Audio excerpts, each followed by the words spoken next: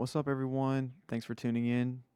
This is the Logan Power TV podcast. This is episode 3, and today we're going to be talking about a few things, starting out with Helldivers 2. Helldivers 2 is a brand new action game where you play as a ODST/Starship Trooper, and you defend the galaxy from insect aliens. The game has already garnished a player base of around 400,000 players, which is a humongous deal for Sony, and it's a humongous deal for Steam and all of these companies that have been trying to create a game that's the next big thing. Now, a lot of people are kind of skeptical about these kind of games. They come out, you get a streamer or so, they play the game gets really popular, it starts to trend, everyone downloads the game, and then within a couple months, the game goes boom, and you're stuck paying $40 for a game that no one plays anymore. Well, how Helldivers 2 has combated this is they are currently releasing new updates for the game. They're going to add vehicles.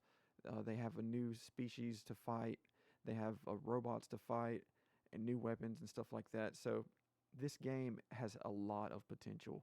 And I see a lot of the player base from the original Halo games are jumping in, and a lot of the people that watch Starship Troopers and Warhammer, everyone's just joining into this game, and it's a massive success. On another note, earlier this year in January, Rocksteady Games released Suicide Squad Kill the Justice League.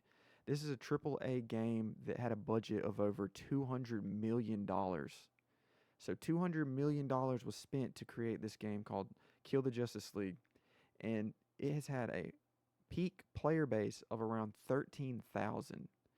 So this is a massive failure for Sony. It's a massive failure for Rocksteady. It's insane to me that something like this could even happen. I know that a lot of the players are complaining about how it has to be connected to the internet at all times. It's an online-based game, and a lot of players do not like that concept.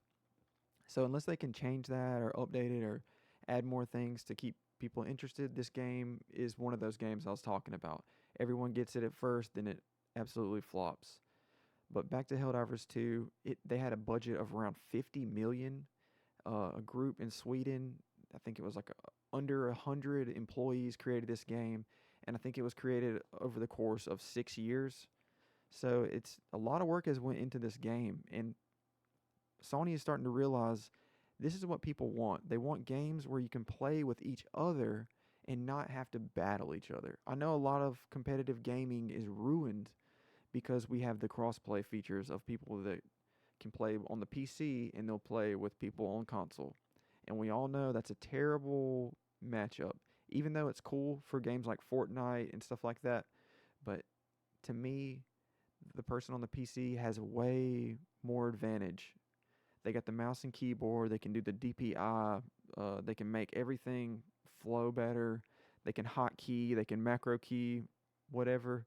And they can straight dominate on the mouse and keyboard. But Helldivers 2 is a game that's PvE, so it's player versus enemy. It's just a bunch of players, and they're fighting these aliens together, which is a beautiful thing because we need more unity in video games.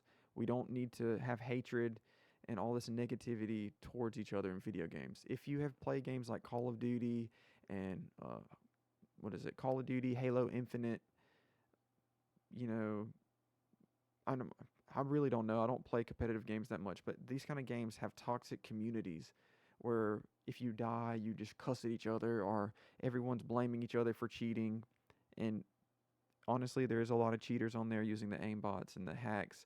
And last time I played Call of Duty, I spawned into the game, boom, I'm taken out through the wall, and a lot of players, they think that that's okay because they're going to cheat too. But at the end of the day, it just ruins the game. And if you look at the reviews on Steam for Call of Duty Warzone, they're overwhelmingly negative, which I've never seen a game that had that many bad reviews. And until they can fix the crossplay and the anti-cheat and the region lock and all of that, they're not going to have anything better than Helldivers 2. So Helldivers 2 is a game that's $39.99, and I think Kill the Justice League was a $70 game. So they have lost a lot of money on Kill the Justice League. But Rocksteady Games is not to be confused with a crappy company. Rocksteady is known for the Arkham City trilogy, like the Batman games for the original Xbox 360 and the Xbox One. These games are actually available right now as a triple pack on Steam for $4.99, or you can buy it on Xbox for $8.99. I think it's very well worth it. You have more hours and more content and than Kill the Justice League. So if you have an itch for a DC superhero game, go ahead and get Arkham City Trilogy. On other news, Microsoft has announced that they're discontinuing games for the Xbox One. So that means there's no longer going to be any new games that are going to come out for the Xbox One. Everything is going to be on the Xbox Series X and the Series S. So right now is the perfect time to collect physical copies of Xbox One games. You can buy a lot of games for under $10 now, and I recommend just building up your library because the new Xbox is backwards compatible, and a lot of those games, they have features you can download to make it have higher refresh rate, higher frame rate, uh, higher fidelity graphics. So it's pretty much you can't lose. So go ahead and start collecting for the Xbox One. You won't be disappointed.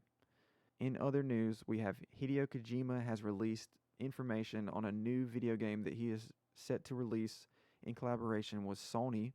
It is going to be a new tactical espionage stealth game, and it is going to be a completely new IP. So it's not going to be Snake Solid or have anything to do with Metal Gear Solid series. As you know, Kojima worked on Metal Gear Solid his whole career, and then he split with Konami back in 2014, I do believe, and went on to create Kojima Studios, where they have Death Stranding was one of their newest games. They have Death Stranding 2 coming out with Norman Reedus and everyone, and you can actually use guns on this game. So that's something great to look forward to. You can also look forward to the new Elden Ring DLC, Shadow of the Erd Tree. It's set to release in June. It's around 70 gigabytes of content. So if you know what that means it's going to be it's going to be a big game add-on, probably like a new game. So that's exciting. Make sure to pre-order that. And also, if you're into the RPGs that are for cheap, Dragon's Dogma Dark Arisen is on sale right now for around $4.97. I would pick that up. It's loaded, has a bunch of content, and we have a new Dragon's Dogma game coming out soon. Go ahead and pick that game up. I highly recommend it. It's amazing that the game is 10 years old. It came out on the PS3 originally, and they have released DLC for it and updates for it every single time. And now you can get the definitive edition on Steam. So go ahead and pick that up. Make sure to pick up Helldivers 2. They're running a discount right now for 17% off. Go ahead and pick up Arkham City Trilogy for under $5 on Steam. That's 3 games you're going to get for the price of a meal at McDonald's. So you can get a meal at McDonald's that's going to disappear in an hour, or you can get a game deal that has 3 games in it. So go ahead and get that. Helldivers 2, whenever that, Kojima, Death Stranding 2 is coming out. Death Stranding 2 looks like an amazing sequel. I just recently picked up Death Stranding 1 for PC, and I'm absolutely in love with it. It has absolutely changed my life. It has shifted my perspective on a lot of things, and I'm very happy that I decided to get it. So, yeah, that's pretty much it for today's podcast. Make sure to like, follow, subscribe, anything you can do to help. So in other exciting news, Facebook selected me as a rising top creator, which is absolutely amazing. I'm very happy about that, and I couldn't do it without any of you guys watching my videos and commenting. I really appreciate it, and let's keep it going. This has been episode 3 of the Logan Power TV podcast. Make sure to tune in for the next one. Peace.